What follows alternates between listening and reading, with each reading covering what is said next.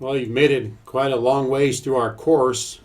In our last module in our course, you have to work on your reflection paper assignment, and I've provided the assignment directions in the assignment link, but they're also in the syllabus, and maybe you should have those with you while I go over this reflection paper.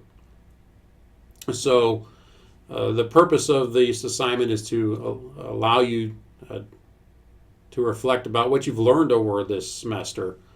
We'll have a 46-page paper describing the following, and I would recommend having section titles for each one of this. I don't have a template for this assignment, but you can use the APA formatted template for papers that is provided in the assignment link too. I provided that, so you have that also.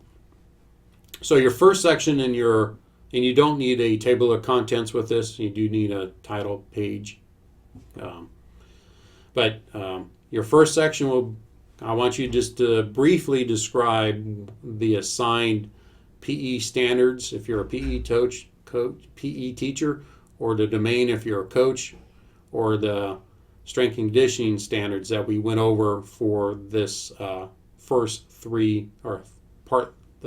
three parts of our professional portfolio. Okay. Real brief description, just one paragraph total, no more in this. Just provide a summary of the standards or domain that we covered this semester. So that's 5 points, straightforward. I don't have to provide too much information there. They still should cite the standards. I still want to support what you're writing with evidence, with research. Your second part of this reflection paper assignment is your strengths. Which standard or domain do you think is your strength? It could be more than one, maybe all three, who knows? Or four if you're a PE teacher or coach, or five if you're a strength and conditioning individual. But one area, at least one area, has to be something that you do well, and you really kind of excel at. I want you to explain to me why that is an area of strength and how you can continue to improve in these areas, sort of like we've done in our reflection section. So that's what I want you to provide. That's a page. Again, we're doing personal reflection here, and the reason why we do this personal reflection is because us adults like to learn by reviewing things and reflecting on it. So what's your area of strength? Why is it that a strength? And how can you continue to improve in these areas? What specific things can you do? One page. That's worth 25 points. The third section of our paper is describe the most significant thing you've learned this semester. Now, this should be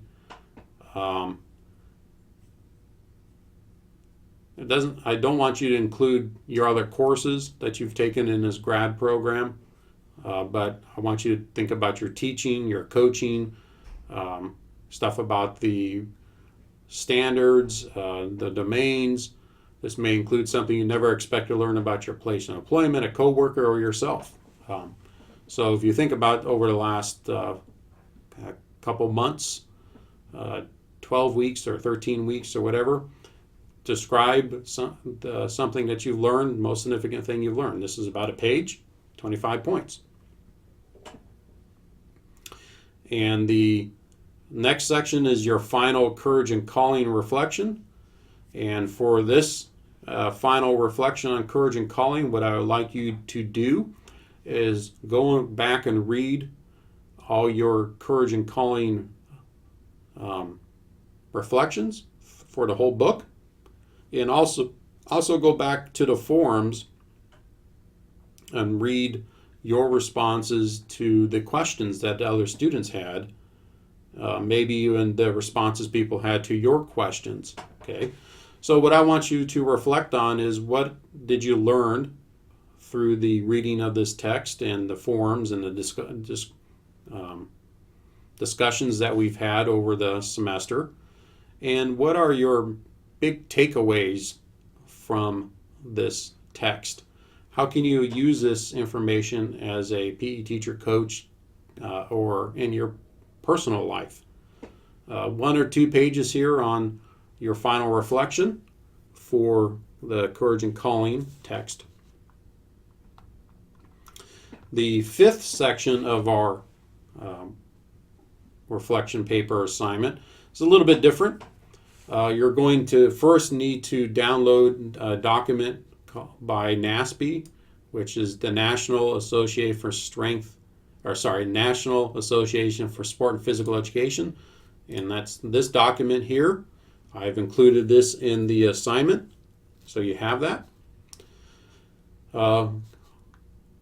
What this document is about, it's a little bit old, and NASP is actually in the middle of updating this, but it's for program directors like myself who have a master's program for PE teachers. And what graduates of those type of programs, what they should know by the time they're done. That's the learning outcomes for a graduate program. So what I did is I took this document, created our program student learning objectives based on this particular document, and you'll see if you look at the syllabus that one of our PSLOs, Program Student Learning Outcomes, uses some of this language right here. So what you're going to do is I want you to describe how completing the first 3 professional portfolio assignments has caused you to practice continuous learning to further your own professional development, so that you are an advocate for PE if you're a PE teacher, or an advocate for coaching if you're a coach, or an advocate for strength and conditioning profession if that's your profession, and how you are a responsive and reflective kinesiology professional. So what I would suggest that you do is go to page, I think it's 11. It's going to be standard 3. Here's standard 3, and this is what it's based on. Read this material because it's going to provide you some background information, and I would explain what these terms mean. What's it mean, practice continuous learning to further your own professional development? What's it mean that you're an advocate for your profession? What's it mean that you're a responsive and reflective kinesiology professional? Explain that, what that material means, and then how have you demonstrated satisfying these different areas through completing the professional portfolio assignment. So this is like the artifact section in your professional portfolios. The artifact that you're going to refer back to is what you've done in your professional portfolios that demonstrate that you are satisfying these particular areas. If you need help with this, I know this can be a bit challenging, but I think it's straightforward. This should be about a page, a paragraph explaining what those terms mean, and another paragraph showing how you have satisfied those areas with completing the professional portfolios. The last thing you need to report is your total hours worked for weeks 11 through 15. Again, straightforward. This is a Microsoft Word. Turn in Moodle on time and provide you all the typical formatting things for papers in our graduate program. As always, if you have questions, please post them in the Q&A forum, or question and answer forum, and I'm happy to help.